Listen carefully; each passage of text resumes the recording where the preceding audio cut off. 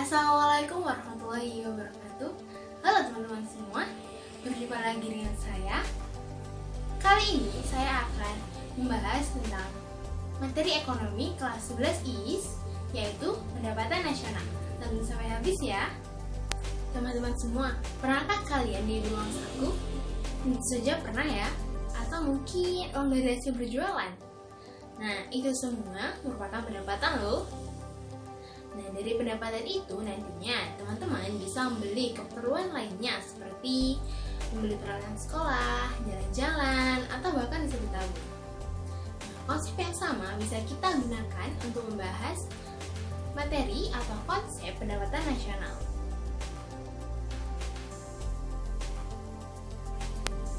Terdapat 3 pengertian pendapatan nasional. Yang pertama, menurut pendekatan produksi.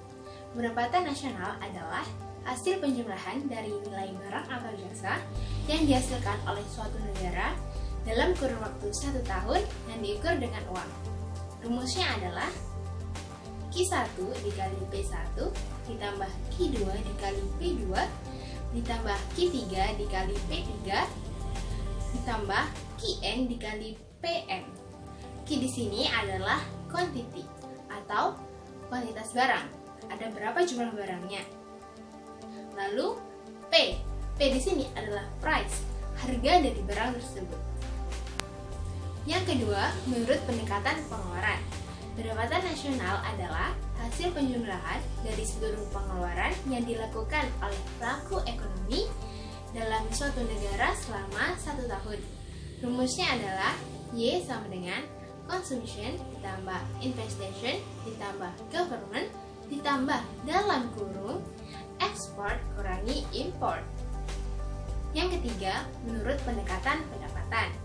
Pendapatan nasional adalah hasil penjumlahan dari seluruh penerimaan yang diterima oleh pelaku faktor produksi dalam suatu negara selama 1 tahun.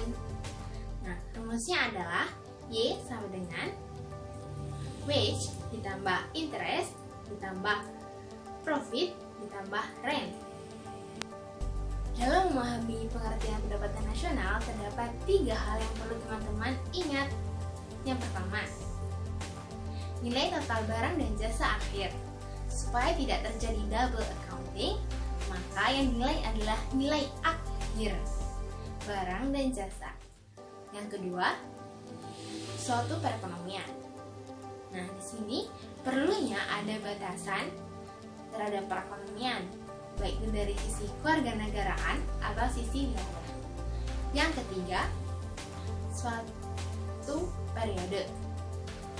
Nah, untuk melakukan suatu perbandingan, maka perlunya ada batasan waktu juga.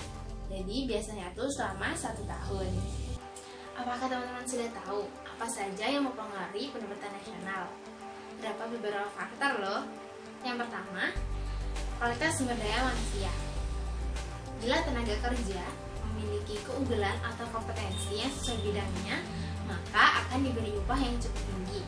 Tapi sebaliknya, jika tenaga kerja tidak memiliki kompetensi, maka dia akan digaji rendah. Maka dari itu, ketika pendapatan masyarakatnya tinggi, maka pendapatan nasional pun ikut tinggi, seperti yang terjadi pada negara-negara maju. Yang kedua, keadaan sumber daya alam. Bila suatu negara memiliki kekayaan sumber daya alam yang melimpah yang digunakan untuk produksi, maka nantinya dapat menghasilkan produk-produk yang banyak juga dan membuat suatu negara tersebut memperoleh keuntungan yang melimpah, yaitu dengan melakukan ekspor ke negara-negara lainnya. Yang ketiga, ketersediaan modal. Suatu negara yang memiliki modal yang besar untuk mengolah sumber daya alam dan melakukan produksi, maka dapat dipastikan pendapatan nasionalnya akan tinggi. Sama dengan keadaan sumber daya alam. Bila suatu negara hanya memiliki sumber daya alam namun tidak memiliki modal, maka tidak bisa dilakukan produksi. Maka dari itu, modal juga sangat penting untuk suatu negara supaya dapat memproduksi barang dan jasa yang nantinya akan meningkatkan pendapatan nasional. Nah, bagaimana teman-teman semua? Apakah sudah paham? Jika belum paham, kalian bisa tanyakan di kolom komentar ya, di bawah.